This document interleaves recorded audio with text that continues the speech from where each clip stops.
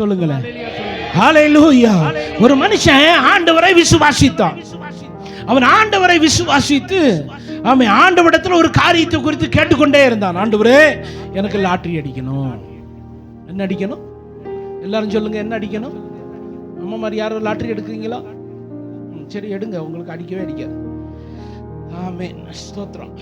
எனக்கு லாட்டரி அடிக்கணும், லாட்டரி அடிக்கணும். பக்கத்தில் இருக்கிற எல்லாம் லாட்டரி அடிச்சு எல்லாம் பெரிய ஆளாகிட்டே இருக்கான். ஸ்தோத்திரம். இவனுக்கு விசுவாசம் என்னன்னா, எனக்கு லாட்டரி அடிக்கணும், லாட்டரி அடிக்கணும், லாட்டரி அடிக்கணும் அப்படின்னு ஜெபம் பண்ணிக்கிட்டே இருக்கிறான் பாஸ்டர், லாட்டரி அடிக்கணும்னு.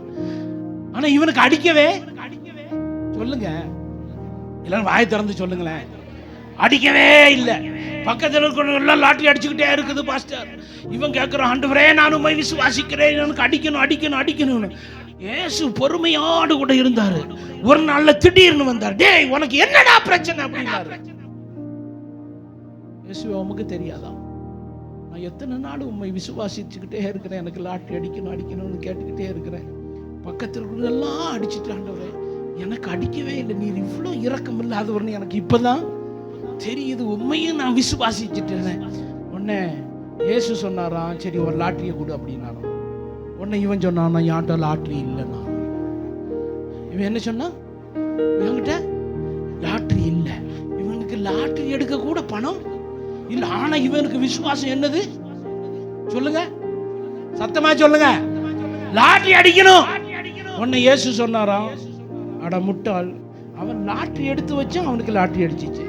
நீ எடுக்கவே இல்லை, உனக்கு அடிக்கணும் அடிக்கணும்னு நினைச்சுக்கிட்டு இருந்தா என்ன செய்யாது, அடிக்கவே அடிக்காது. இயேசுவுடைய பிள்ளை தான் நம்ம.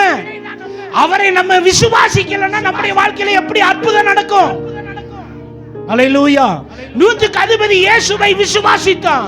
அவருடைய வார்த்தையின் மேல நம்பிக்கை உள்ளவனாக இருந்தார்.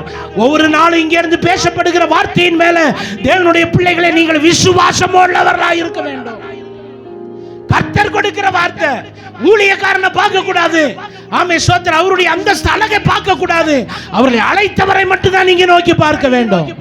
அல்லேலூயா சொல்லுங்க, கரங்களை உயர்த்தி அல்லேலூயா சொல்லுங்களேன். அல்லேலூயா. நான் அவரையே நோக்கி பார்ப்பேன். வேதம் சொல்லுகிறது, அவர்கள் அவரை நோக்கி பார்த்து என்ன செஞ்சாங்க? பிரகாசம் அடைந்தார்கள். அவருடைய முகம் வெட்கப்படவே இல்லை.